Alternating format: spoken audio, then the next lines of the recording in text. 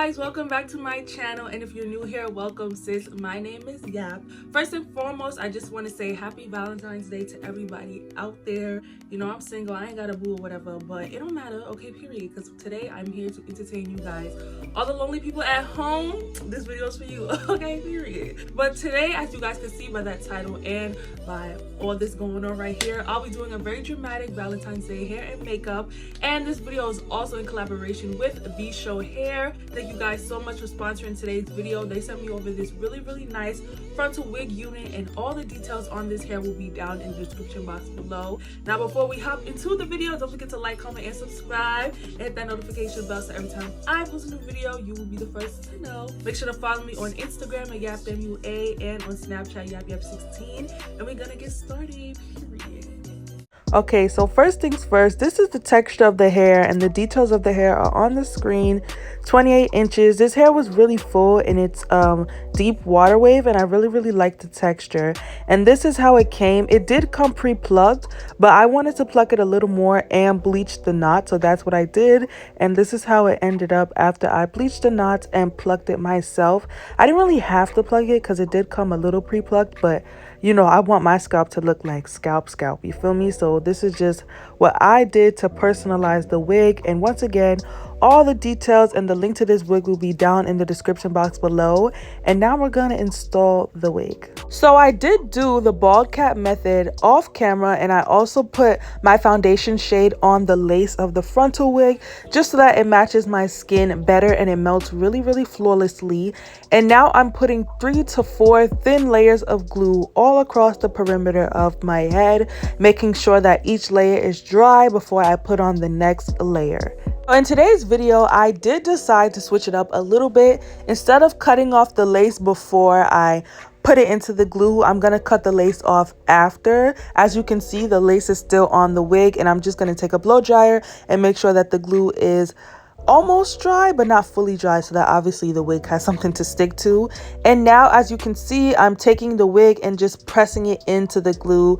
And I see lots of hairstylists do this method. They cut the lace off after instead of before, and I actually love the way that it came out. And it's honestly easier to cut off the lace so that it mimics your hairline perfectly, because usually I have to guesstimate really hard to see, like, okay, is the frontal and the lace on the frontal cut too much? Like, did I take off too much lace? Did I not take off enough lace? So this method kind of just does it for you. Like, you just cut off whatever is not glued down.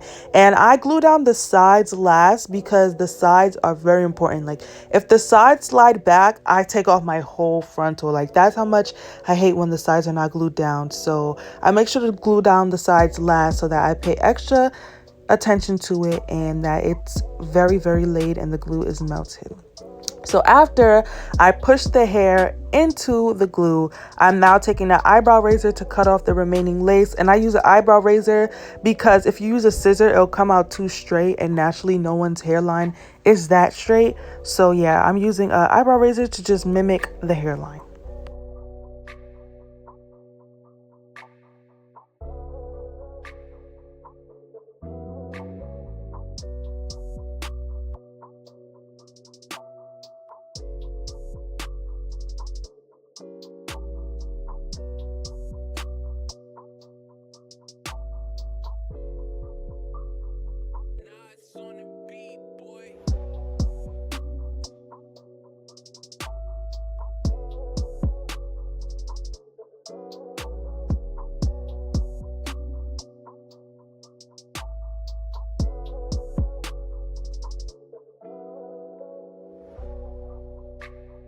So now I'm going to take an elastic band and just tie down my hair to make sure that the wig is extra laid and that glue dries fully. So while I'm waiting for that glue to dry under the elastic band, I'm just going to do my brows off camera, and then I'm going to come back to you guys now. So after I let it dry and did my brows off camera, I'm going to take a little bit of some concealer. I believe that was my contour shade, and I just put it all across my forehead because I wanted to really match my skin. I noticed it was a little too light. My foundation shade wasn't really doing it for me. And now I'm going to take some Got2b glue freeze spray, but this is the Insta Hold freeze spray, and I'm just going to go over my hairline with that. as well to make sure that the wig is extra secure. And this freeze spray is better than the yellow bottle. Girl, throw that yellow bottle out and get the Insta Hold because it really dries in 2.5. Like, I did that so quickly. And now I'm going to take out some of the hairs on my frontal to do my baby hairs. I'm not doing a lot of baby hairs. I believe I only did 4. I did 2. I did 1 on the side and 1 on the other side. And then I did, well, yeah, that's kind of how I did it. I did 2 hairs on the left and 2 hairs on the right. And yeah, y'all are going to see me take that out. So I don't style my baby hairs as soon as I separate them from the rest of the hair on the frontal. I tend to just like separate it and then style my hair first, just to make sure that the way I style my hair matches my baby hairs, because sometimes certain baby hairs don't match the style of the frontal. So I'm gonna style it first and then I'm gonna go in and do my baby hairs. But I was going for a slick back look, so what I'm doing right now is just slicking back the hair a little bit with some wax from the wax stick. And now I'm going to hot comb that and make sure that all the hair is pushed back. And I also want my edges of the frontal to be really, really flat. As you can see, the hot comb is really doing the trick.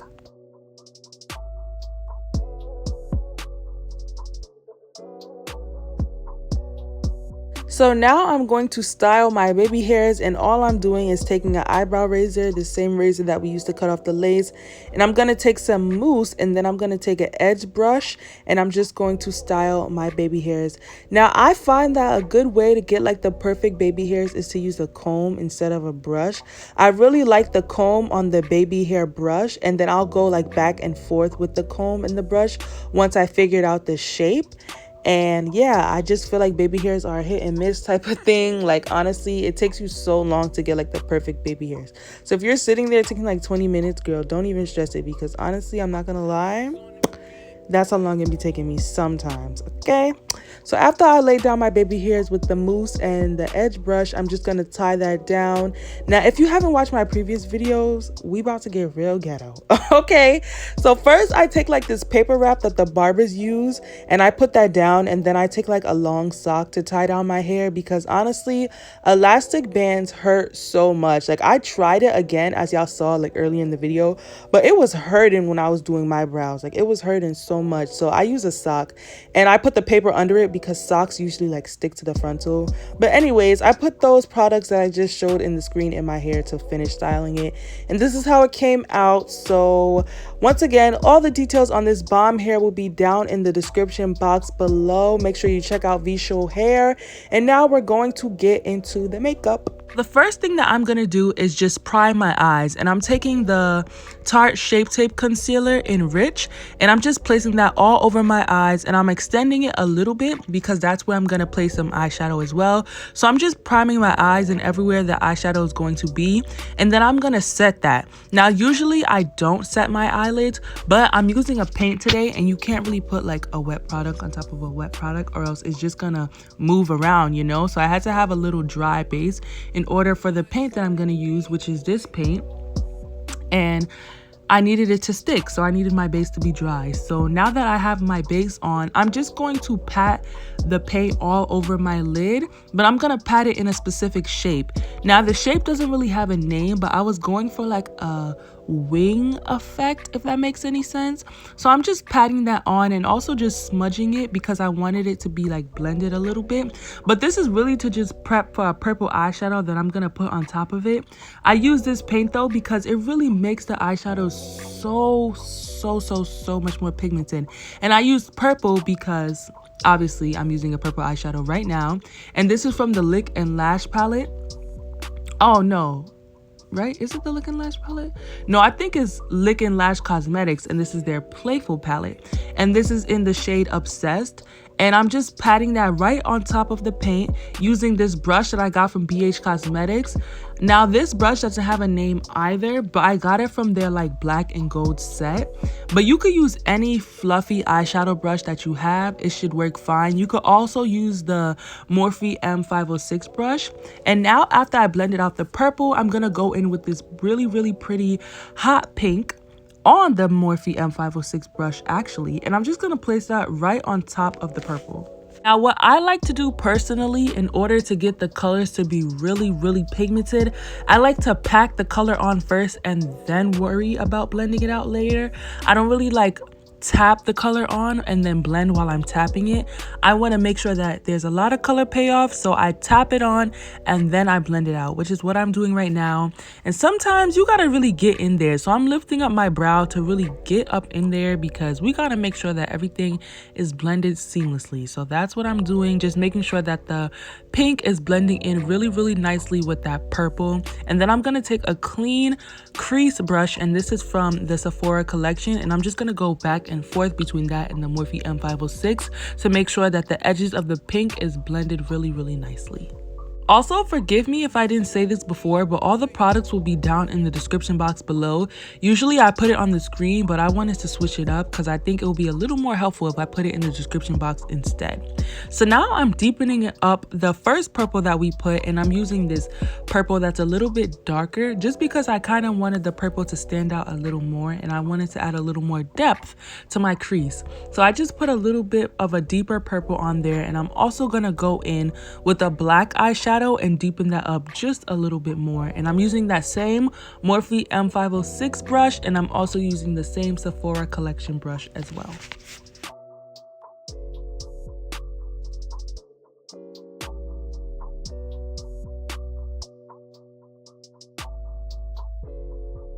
So now I'm going to cut my crease, but in order to prep for the cut crease, I'm going to remove a lot of the eyeshadow on my lid, and I'm going to use Vaseline on a Q-tip to do so. And I'm using another paint, which is the Plouise Acid Rain Blank Canvas paint, and they recommended that you use Vaseline in order to clean up your lid first and then go in with the paint because the paint works best on bare skin. So I made sure to do that, and now I'm going to take the paint on a Morphe M124 brush and just carve my crease. Now the key to a really sharp cut crease is the brush that you use, and I highly recommend this brush because it's affordable and it's very flat. It's so flat, and it has a round tip to it, so it does most of the work for you. To be honest, all you kind of have to do is just like glide your hand and it will do most of the work. But yeah, I just cut my crease, and then I'm gonna blend that out with a random fluffy brush that I have. I believe I got it from like a dollar store. Honestly, it's so random. I just have so many random brushes in my collection. Another thing, when I do cut creases, I tend to go a little higher than my crease, and I tend to extend my eye a little bit because it makes my eye look bigger and it gives the illusion of more lid space, and I really like that. So after I blended out the paint on my cut crease, I'm going to apply some eyeshadow. The exposure and the brightness was a little too high, so you probably can't really see it perfectly, but I'm using some white eyeshadow, and now I'm going in with that same hot pink that we used on the lid, and I'm also gonna go in with the same purple that we used as well, and I'm just blending the colors together with the same eyeshadow brush. And I also got this eyeshadow brush, where did I get this from? I forgot, y'all. I have so many brushes, I can't even remember, but it's just a random eyeshadow brush. And then I put a pigment, a sparkly pigment, on the white part just to be extra. And now I'm adding highlight to my brow bone and that same pigment, and I believe it's Prin from Peaches and Cream Cosmetics. And this is also another trick that I do in order to make my brows look sharper. It's so simple. I just outline it with black eyeshadow, and it just makes everything look 10 times better, like way better. Like, look at the left side and then look at the right side. It just looks so much cleaner. But after I do that, I'm gonna take some eyeliner and just slightly line my lid to prep for my eyelashes. Nothing major. I'm not doing a wing or anything. So I'm just going to put some liner on my lashes instead of using mascara because I'm lazy and I already have liner in my hand, and it'll kind of act as my mascara. So I put my lashes on off camera, and I'll leave a link to that in my description box below. And now we're going to move on to the face. So I'm going to prime my face with the Milk Hydro Grip because that will give my makeup something to stick to, making my makeup last a little longer.